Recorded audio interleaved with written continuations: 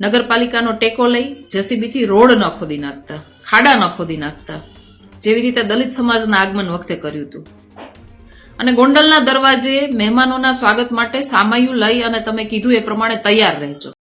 છેલ્લા કેટલાક દિવસથી ગોંડલ સતત ચર્ચામાં છે ને ચર્ચાની વચ્ચે હવે પાટીદાર સમાજના યુવા આગેવાન અલ્પેશ કથિરિયાએ ગોંડલ જવા માટેની તૈયારી દર્શાવી છે. અને તેની સાથે સાથે હવે પાટીદાર સમાજના મહિલા આગેવાન જિગીશા પટેલે પણ ગોંડલ જવાની તૈયારી દર્શાવી છે. અને સ્વાગત માટે તેમણે એમ પણ કહ્યું છે કે સામૈયું લઈને તૈયાર રહેજો. નમસ્કાર, આપ જોઈ રહ્યા છો ન્યૂઝરૂમ ને આપની સાથે હું છું પ્રદીપ. ગોંડલની અંદર હવે જંગે પોલિટિક્સ થવાનું નક્કી છે, કેમ કે ગણેશ ગોંડલે સુલતાનપુરની સભાની અંદરથી જે પડકાર ફેંક્યો હતો એ પડકાર ઝીલ્યા બાદ અલ્પેશ કથિરિયાએ સોશિયલ મીડિયાના માધ્યમથી એક પોસ્ટ કરી હતી કે તેઓ 27 એપ્રિલના રોજ ગોંડલ આવી રહ્યા છે. જો કે આ આખી પોસ્ટ બાદ હવે પાટીદાર સમાજના મહિલા આગેવાન જિગીશા પટેલે પણ સોશિયલ મીડિયાના માધ્યમથી એક વિડીયો વાયરલ કરીને કહ્યું છે કે આગામી 27 એપ્રિલના રોજ પાટીદાર સમાજના યુવા આગેવાન અલ્પેશ કથિરિયાની આગેવાનીમાં અમે તમામ લોકોએ ગોંડલ આવી રહ્યા છીએ. ગોંડલની અંદર જે પ્રમાણે તમે સ્વાગતની તૈયારીની વાત કરી હતી એ પ્રકારે સામૈયું લઈને તમે તૈયાર રહેજો. અમે રાત્રિના 2 વાગે નહીં પરંતુ દિવસે એ ગોંડલની મુલાકાતે આવી રહ્યા છીએ.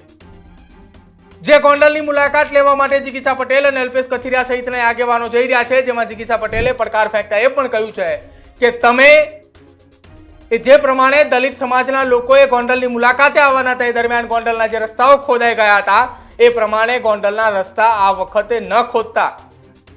આ વખતે અમે તમામ લોકો એ ગોંડલની મુલાકાતે આવી રહ્યા છીએ અને રાત્રે 2 વાગે નહીં ધોળા દિવસે આવી રહ્યા છીએ.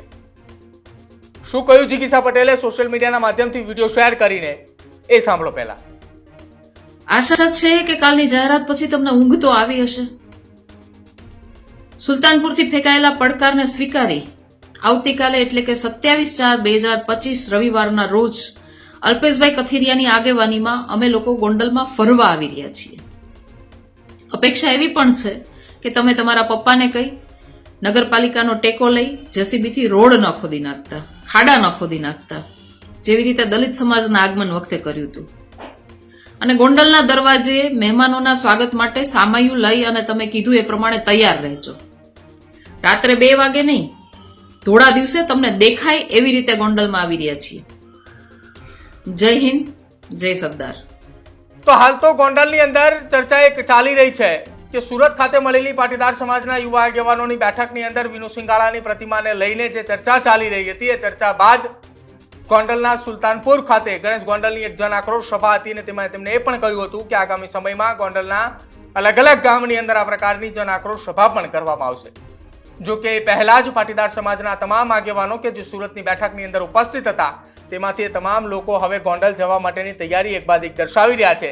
જો કે જિગીશા પટેલે સોશિયલ મીડિયાના માધ્યમથી નિવેદન આપતા તેને જણાવ્યું છે કે અલ્પેશ કથિરિયાની આગેવાનીની અંદર 27 એપ્રિલના રોજ ગોંડલની અંદર જવા માટેની તેમની તૈયારી છે.